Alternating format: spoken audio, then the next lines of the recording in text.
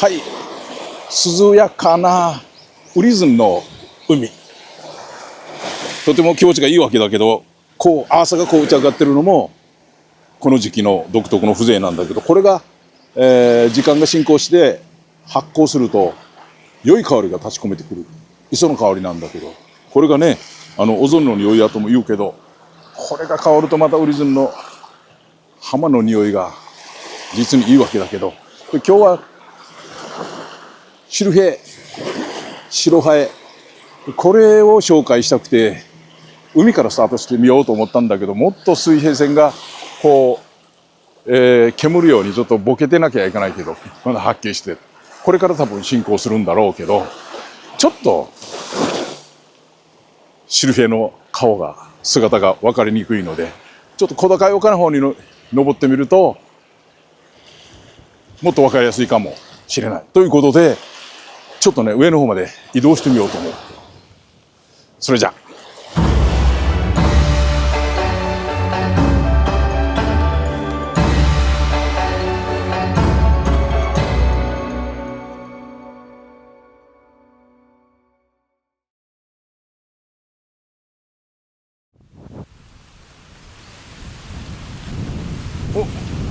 この辺はやっぱり石化が多いね。縄張りをしておくとかわいい。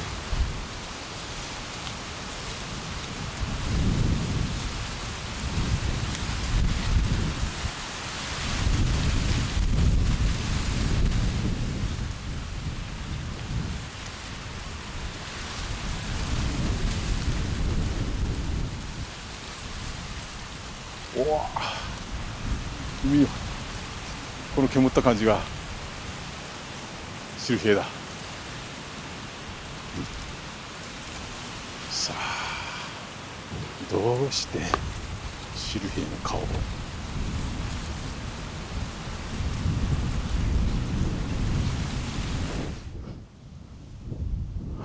はい上がってきました。見渡す帳簿、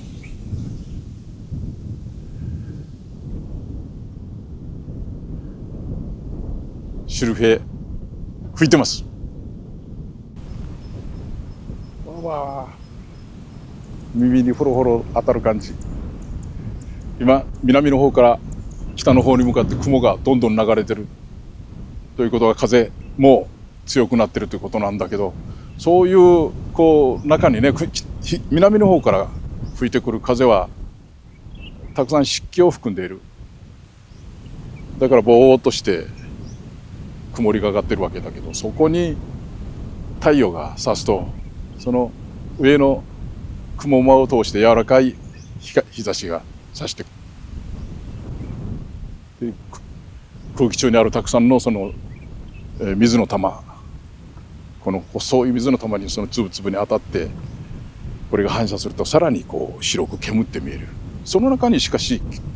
よどめなく風は流れてくるから、なんだか光り輝く風が帯のようにこう流れてる感じがする。全体白い感じ。ウリズンのなんかね、みんな、生命活動のまた新たなスタートを再度勢いよく切った中でこれが吹くと、すごい爽やかな上になんか希望というか、新たな息吹をこう感じます。風を確認するってなかなか難しいんだけど、やっぱりああいう葉っぱがね全部吹かれて一斉にこう跳ね返ったりで、木々によってその柔らかさとかそれが違うから、こう弾力があるからお互いに、揺れたり戻ったりとかしてる。こういうなんかたわみというか、そういう中に風を見るわけだけど、この時期はこういう柔らかい感じになんか全体として煙ってる中でそれが吹く。白ハエというと定説ではね、梅雨の、中、あるいはその梅雨明けに雲を一掃して流れるような風のことを言うというふうにあるわけだけど、これは鹿児島あたり九州あたりでそういうふうに言われてて、沖縄では、それもそうかもしれんけど、むしろウリズムの後ぐらいの感じの方がなんかどうも合ってるような感じがする。もしかしたら梅雨明けの吹く風っていうのはカーチペなんだけど、あれとも性質的には似てるかな。だから白ハエというのはそのことを言うんだけど、僕はむしろこの感じがそんな感じがする。これは子供の頃仕事休みでね、汗で、休んでなんかご飯かなんか食べてる時に、おばあたちが指さして「おシルフェーだ」って、白熊のこともシルフェーとうちな口で言うから、ちょっと奇妙な感じを覚えてたんだけど、説明聞くと白い南の風なんだと、これそう説明すると、ああなるほど、なんか今のこの時期にこんな感じの中であると、それがなんかとっても言えてるような感じがするし、心当たり、僕は子供の頃のあたり、やんばるあたりではこの時期に吹く風をそういうふうに称してたので、なんか僕もその感じがなんかとっても当たってるように思うんですよね。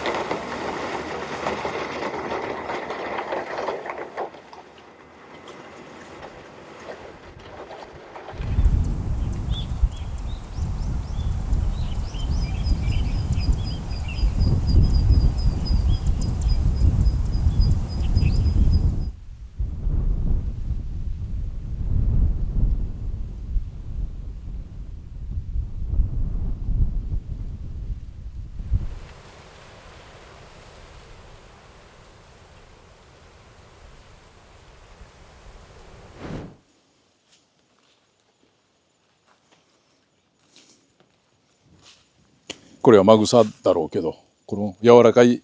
草にね当たると、柔らかい草は柔らかさを出す、柔らかい風に感じるわけだね。こんな細かい花がほらちょっとなんかそよぐような感じでこう優しく吹く、これも柔らかい風の感じを。で風はこう南からこの湿気を含んでるから、今もう肌に当たる感じもそうだけど、湿気があるのがよくわかる。これがずっとこの藪を通して森の奥の方まで入り込んでいく。そしたら奥の方に、植物たちにも風が当たって、また湿気もちゃんとそこに届けて力づくっていうわけだ。これ大葉木。この大葉木はほら表と裏の色がこういうふうに違うから、裏の方はちょっとね白っぽいんだねと、これが風に揺れてこうひっくり返ったりすると、また風に揺れるんだけど、このひっくり返る感じで風の姿をこの、見るっていう大葉木がサラサラサラサラひっくり返っています。でこれはイヌビワだね。イヌビワは実の中に花を持つという変わったやり方をするわけだけど、ガジュマルとか、アコウなんかの仲間だけど、これはこの硬さは冬のうちから準備してたんだね。これが、今熟成の方向に向かってるとこだけど、年に何回か実をつけるんだけど、ウリズンの頃にこういう冬から準備したものが実になるとこんなふうにしてさまざまなところでいろんなことが展開してるわけだけど、まあどういうふうに風を伝えるかと思ってるわけだけど、やっぱりこういうふうに木に当たってこう持ち上がる感じ、枝が持ち上がる感じ、そういうなんかその加減で風の強さとか、そういう勢いを知るわけだけど、今風が本当柔らかいというのは、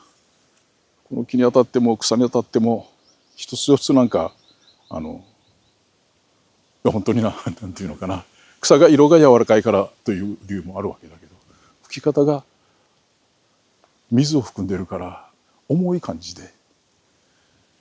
軽やかに当たるというよりは、当たり方はなんかこう重くベタっとしてる感じではあるけど、今水がまさに欲しい時だから、小揚げの実がなってる。年に2回芽をつけるわけだけど、この実があるところの下っとには多分ね、ネズミとかマングースとか、それからこれは、イノシシもいるぞ、この足跡で分かるわけだけど、獣道がここにできている。こんなして柔らかい風というか重い風というか、まあ風の顔を紹介する、どういうふうに紹介しようかと迷うことをしきりでありますが、見えるでしょうか。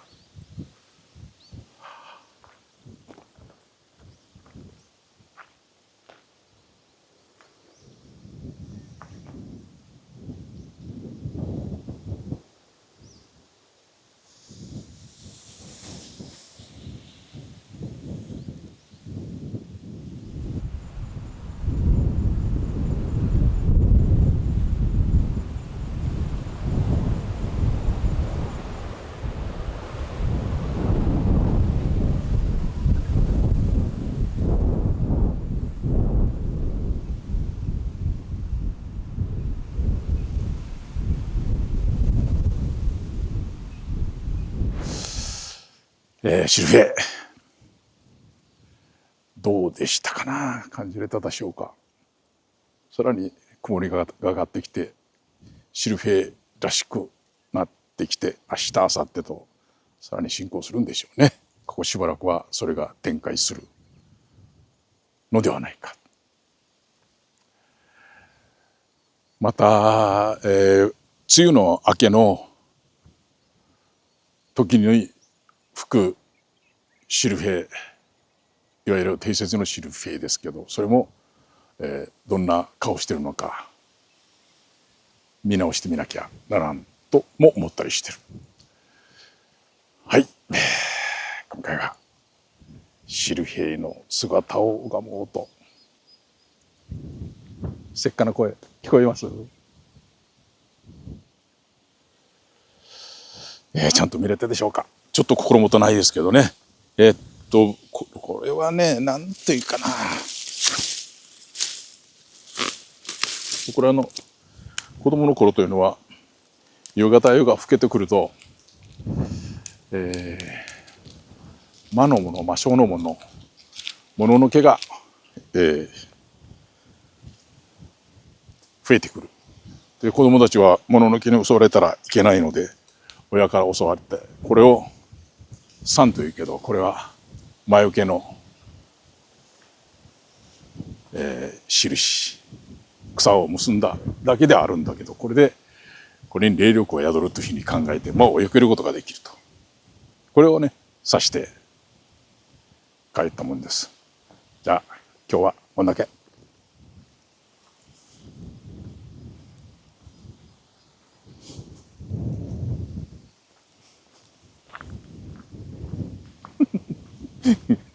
なんかおかしい子供になった気分だ。